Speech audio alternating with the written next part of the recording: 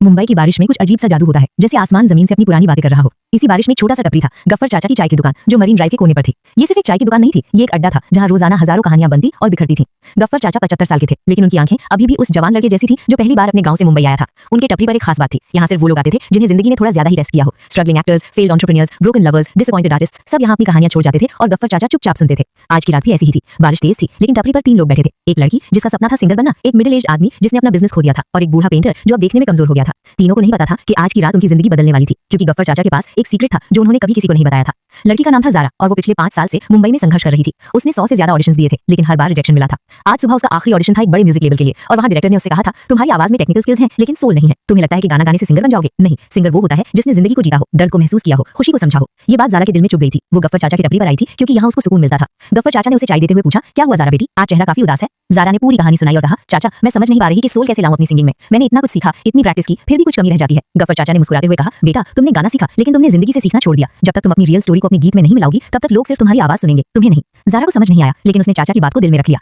दूसरी तरफ बैठा था अरविंद, एक अधेड़ उम्र का आदमी जिसने अपनी पूरी जिंदगी एक इलेक्ट्रॉनिक्स की दुकान चलाने में बिताई थी। ऑनलाइन शॉपिंग के जमाने में उसकी दुकान बंद हो गई थी और अब वो कर्ज में डूबा हुआ था। उसकी बीवी ने साथ छोड़ दिया था, बेटा फॉरेन चला गया था और अब अरविंद अकेला था। वो रोज गफ्फर चाचा के यहाँ आता था क्योंकि ये अकेला जगह थी जहाँ कोई उसे जज नहीं करता था। आज वो खास चुप था, बस चाय की चुस्कियां ले रहा था और बारिश को देख रहा था। गफ्फर चाचा को पता था कि अरविंद के मन में कुछ चल रहा है। उन्होंने पूछा, अरविंद भाई क्या सोच रहे हो? अरविंद ने लंबी सांस ली और बोला, चाचा जिंदगी में सब कुछ हार गया, अब लगता है कि जीने का कोई मतलब ही नहीं रहा। कल सुबह एक खत लिखूंगा। और उसने बात पूरी नहीं की, लेकिन गफ्फर चाचा समझ गए। उन्होंने अरविंद का हाथ पकड़ा और कहा, अरविंद हारना तब होता है जब तुम कोशिश करना छोड़ दो। तुमने अपना बिजनेस खोया, लेकिन तुमने जिंदगी नहीं खोई। अभी भी वक्त है नई शुरुआत करने का। अरविंद ने आंखें बंद कर ली, लेकिन कोई जवाब नहीं दिया। तीसरा शख्स था मास्टर जी, एक पेंटर जो कभी बहुत मशहूर हुआ करता था। उसकी पेंटिंग्स म्यूजियम्स में लगी थी, उसके एग्जीबिशंस इंटरनेशनली होते थे, लेकिन अब उसकी नजर कमजोर हो गई थी और हाथ कांपने लगे थे। वो अब पेंट नहीं कर पाता था और ये बात उसको अंदर से तोड़ रही थी। मास्टर जी रोज शाम को गफ्फर चाचा के यहाँ आते थे और घंटों बारिश को देखते रहते थे। उन्होंने कई बार कहा था कि बारिश देखना उन्हें पेंटिंग याद दिलाता है, वो कलर्स, वो मूवमेंट, वो इमोशंस। आज उन्होंने अपना आखिरी कैनवस बैग साथ लाया था। उसमें एक अधूरी पेंटिंग थी जो उन्होंने 5 साल पहले शुरू की थी, लेकिन कभी खत्म नहीं कर पाए थे। पेंटिंग का सब्जेक्ट था एक आदमी जो बारिश में खड़ा है और उसके आसपास हजारों चेहरे हैं, कुछ हंसते हुए, कुछ रोते हुए, कुछ गुस्से में। टाइटल था शहर की रूह। गफ्फर चाचा ने पेंटिंग देखी और बोले, मास्टर जी ये तो काफी खूबसूरत है, क्यों अधूरी छोड़ दी? मास्टर जी ने दर्द भरी आवाज में कहा, क्योंकि मैं समझ नहीं पा रहा था कि उस आदमी के चेहरे पर क्या इमोशन होना चाहिए, खुशी, दुख, गुस्सा, कंफ्यूजन, कुछ समझ नहीं आया तो अधूरी छोड़ दी। गफ्फर चाचा ने कुछ नहीं कहा, बस चाय पिलाई और चुप रहे।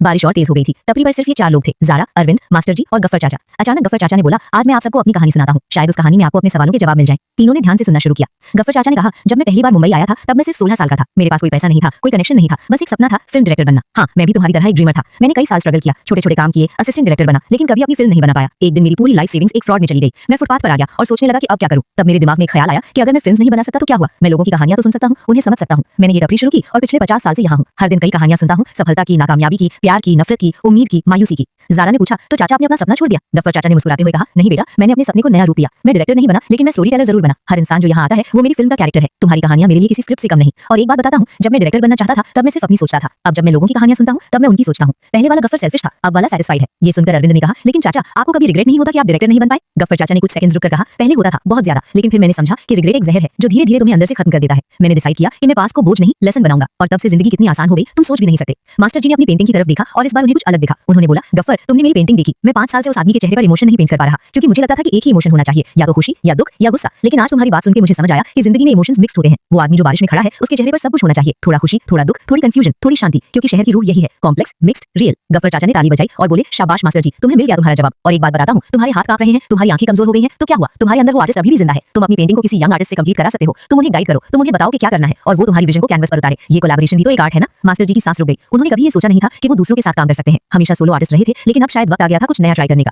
रात गहरी हो चली थी और बारिश अब हल्की पड़ गई थी। तीनों लोगों ने गफ्फर चाचा को थैंक यू कहा और जाने लगे। लेकिन ज़ारा ने मुड़कर पूछा, चाचा आपने हमारी मदद की, हमें रास्ता दिखाया, लेकिन अब आपका क्या? आप यहाँ अकेले टपरी चलाते हैं, कभी कुछ और नहीं करना चाहते? गफ्फर चाचा ने आसमान की तरफ देखा जहाँ बादल हट रहे थे और चांद दिखाई दे रहा था। उन्होंने कहा, बेटा मेरा काम यही है, लोगों को उनका रास्ता दिखाना। ये टपरी सिर्फ चाय बेचने की जगह नहीं है, ये एक स्कूल है जहाँ जिंदगी के सबक मिलते हैं। हर दिन नए लोग आते हैं, नई कहानियां लाते हैं और मैं सीखता हूँ। कभी कभी मैं सोचता हूँ कि अगर मैं डायरेक्टर बन गया होता तो शायद सिर्फ अपनी कहानियां सुनाता, लेकिन अब मैं हजारों कहानियां सुनता हूँ और सीखता हूँ। ये मेरे लिए सबसे बड़ी खुशी है। ज़ारा, अरविंद और मास्टर जी तीनों को समझ आ गया कि असली खुशी सक्सेस में नहीं, सैटिस्फैक्शन में होती है। वो तीनों चले गए, लेकिन उनके दिल में एक नई उम्मीद थी, एक नया जज्बा था। कई महीने बीत गए। ज़ारा ने एक म्यूजिक वीडियो बनाया जिसमें उसने अपनी रियल कहानी गाई। एक लड़की जो मुंबई में सपने लेकर आई थी, जिसने हंड्रेड्स ऑफ रिजेक्शंस फेस किए, लेकिन हार नहीं मानी। वीडियो वायरल हो गया क्योंकि लोगों ने उसकी ऑथेंटिसिटी को फील किया। उसे एक इंडिपेंडेंट म्यूजिक लेबल से ऑफर मिला और अब वो धीरे धीरे अपना करियर बिल्ड कर रही है। वो हर हफ्ते गफ्फर चाचा की टपरी पर आती है और उन्हें अपने अपडेट्स देती है। अरविंद ने अपना यूट्यूब चैनल अरविंद्स विंटेज इलेक्ट्रॉनिक्स शुरू किया, जहां वो पुराने रेडियोस, टेलीविजन और कैलकुलेटर्स रिपेयर करता है। उसके वीडियोस को अच्छी रिस्पांस मिल रही है और अब उसके पास क्लाइंट्स भी आने लगे हैं जो अपने पुराने इलेक्ट्रॉनिक्स रिस्टोर कराना चाहते हैं। उसकी लाइफ में फिर से पर्पस आ गया है। मास्टर जी ने एक यंग आर्ट स्टूडेंट रिया के साथ कोलैबोरेशन किया। वो उन्हें गाइड करते हैं और रिया उनकी विजन को कैनवस पर उतारती है। उनकी पेंटिंग शहर की रूह फाइनली कंप्लीट हुई और एक प्रेस्टीजियस गैलरी में डिस्प्ले की गई। क्रिटिक्स ने कहा कि ये मास्टर जी का बेस्ट वर्क है क्योंकि इसमें प्योर इमोशंस हैं।